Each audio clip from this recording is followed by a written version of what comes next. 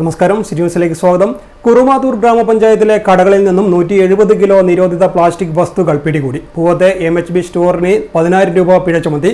മാലിന്യങ്ങൾ കൂട്ടിയിട്ട് കത്തിച്ചതിനും തരംതിരിക്കാതെ കൂട്ടിയിട്ടതിനും മറ്റു പല സ്ഥാപനങ്ങൾക്കും പിഴ ചുമത്തിയിട്ടുണ്ട്. മാലിന്യ നിക്ഷേപത്തിനെതിരെ എൻഫോഴ്സ്മെന്റ് ശക്തമായ നടപടികളാണ് ഇപ്പോൾ സ്വീകരിച്ചു വരുന്നത്.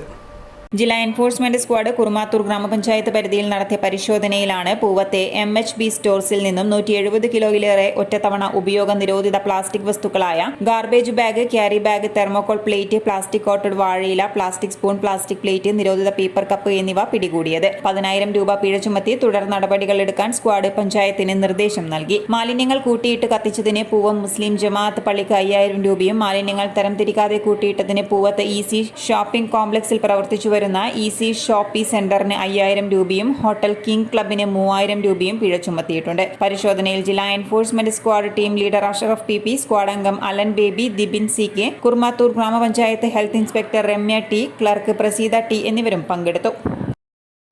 കൂടുതൽ വാർത്തകൾ അറിയുവാൻ സിറ്റി ചാനൽ വാട്സ്ആപ്പ് ഗ്രൂപ്പിൽ ജോയിൻ ചെയ്യുക. ഒപ്പം YouTube ചാനൽ സന്ദർശിക്കുക. വാർത്തകളുടെ അവസാനിക്കുന്നില്ല. മറ്റൊരു വാർത്തയുമായി വീണ്ടും കാണാം. നമസ്കാരം.